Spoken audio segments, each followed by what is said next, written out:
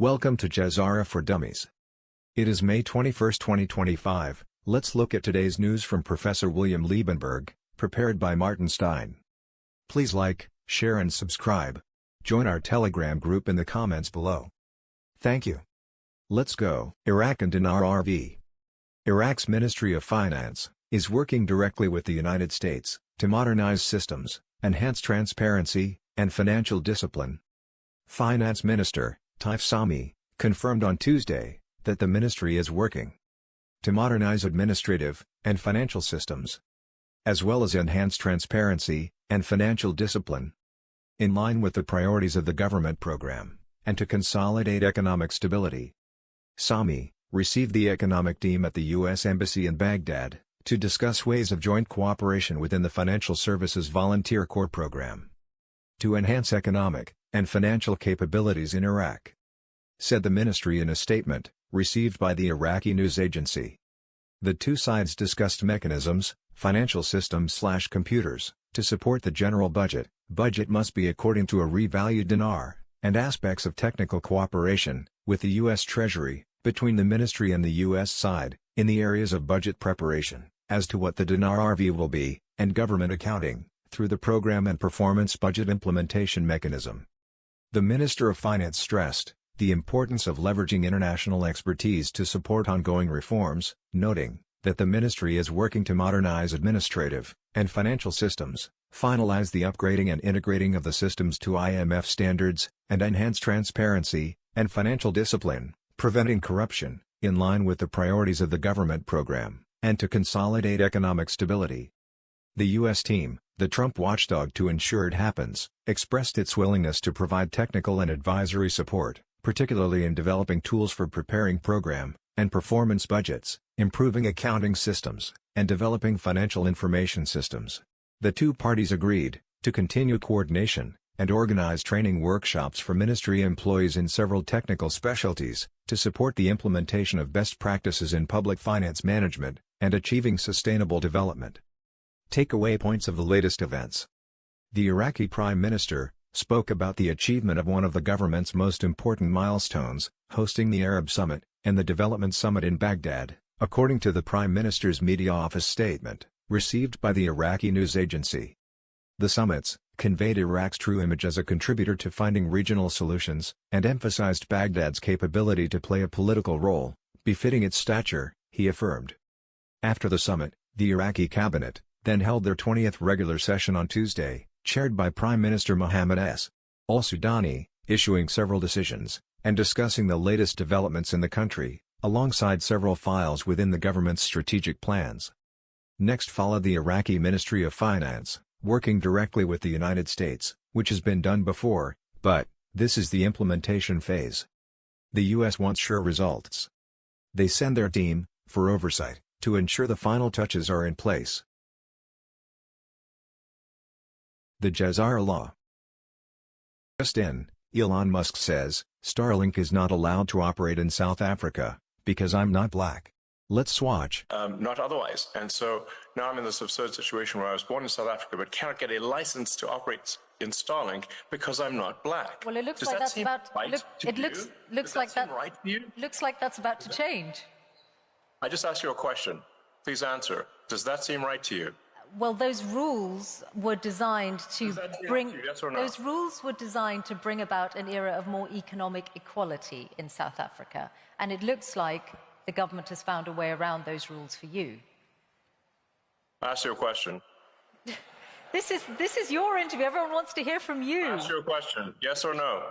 Not Racist for me. laws, yes or no? Not for me to answer. I have got a question for you about your government work, though, and the amount of savings. Why do you like racist laws? This is not for me to answer. Come on. Yes, it is. Now, you wouldn't be trying to dodge a question. You have to that ask a is difficult question. for I you answered to my answer, question. No, you Okay. answer. President Trump is sitting down with Ramaphosa of South Africa today in Washington, D.C. concerning 1.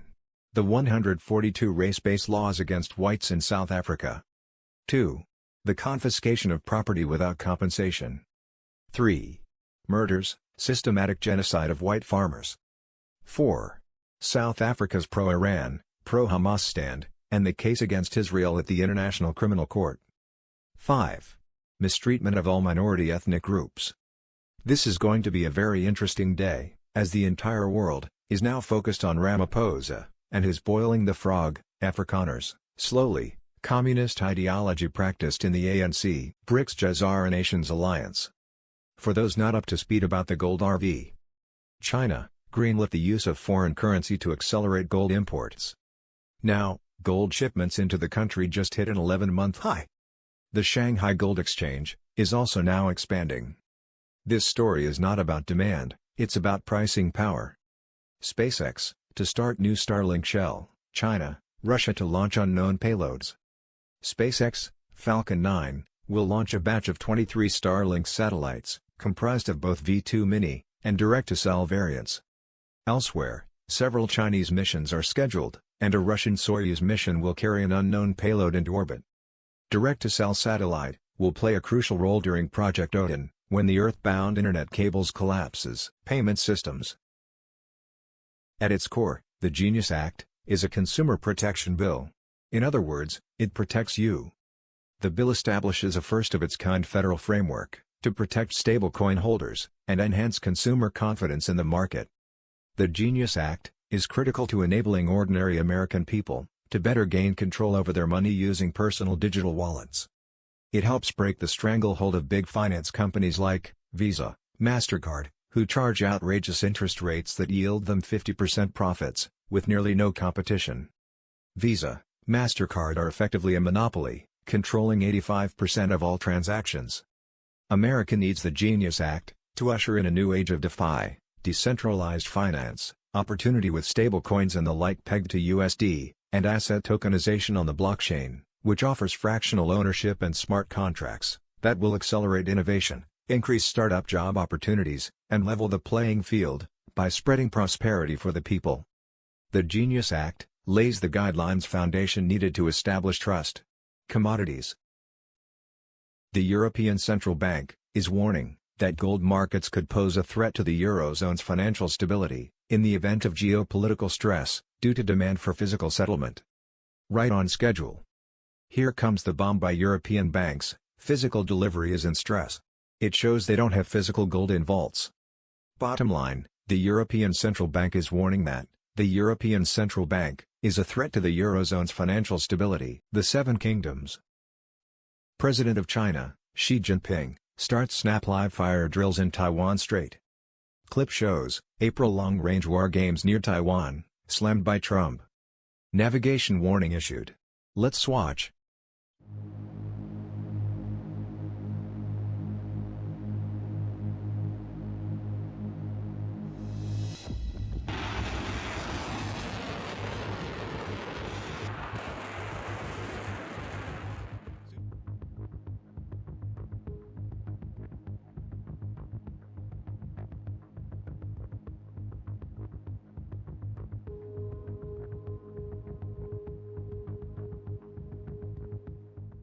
Looking forward to the Trump-Ramaphosa showdown, but wait, there is more. Let's watch these 3 short videos. First video, BRICS. Episode 12, China's High-Speed Rail. Check out what China's high-speed rail network looked like in 2008 and what it looks like now. They have the largest high-speed rail network, more than the rest of the world combined. You can use China's high-speed rail to get from Beijing to Shanghai in just 4 hours. That's 800 miles, which is like going from New York to Chicago. They even have high-speed trains that don't have a driver. And not surprisingly, most of the world's fastest high-speed trains are in China. Check out this video of a Chinese high-speed rail train outpacing a regular train. So why do they have so many? Well, they build them very fast. They were able to build a high-speed rail train station in just 9 hours. Meanwhile, it takes the United States over 3 years to just upgrade a train station. China just knows how to build. They can build a 10-story building in just 1 day. Another reason they can build so fast is because they have a standardized design and they control every step of production, which can really lower the cost. Their high-speed rail network is 40,000 kilometers in length, and the rest of the world combined is less than 20,000. What's insane is they're also helping other countries build them under their Belt and Road Initiative. Indonesia now has a high-speed rail train, and they're going to continue building them. Also, check out this high-speed rail station that's being built, and it's going to be the largest in the world. Second video, BRICS.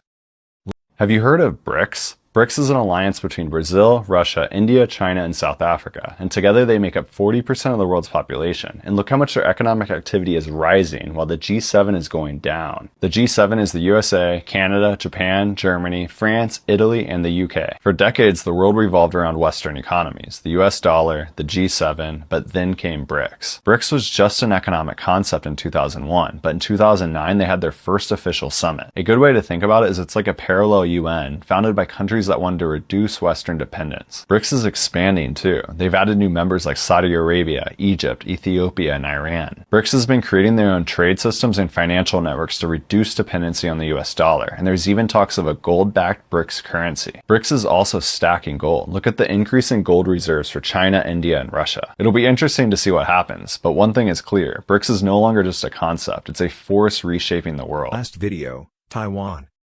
Most people don't know the real reason as to why China wants to take over Taiwan. China has been sending fighter jets into restricted airspace, signaling a potential invasion into Taiwan. But since China is already such a large and powerful country, what could possibly be on the small island that makes it so desirable?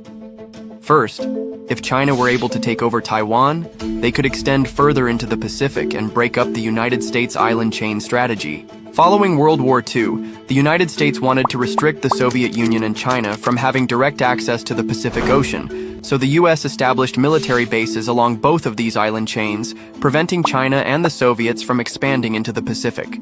Anytime China used to send military jets close to Taiwan, the US would send naval ships to patrol in the South China Sea, where the Chinese jets would then back off.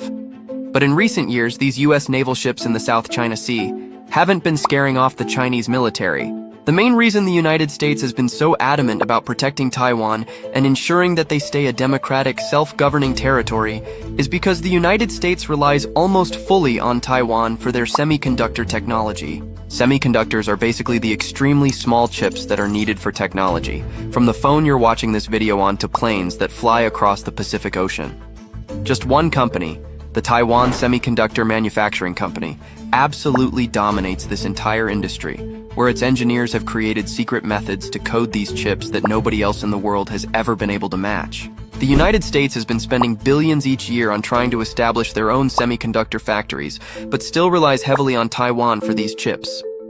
If China were to take over Taiwan, they know they could cut off the United States from this important technology, ultimately sending the United States into a complete disaster. As for now, Chinese military planes continue to fly closer and closer to Taiwan, where US naval ships don't seem to be scaring off the Chinese military like they were once able to. That sums up your Wednesday news. Thank you for watching. See you tomorrow.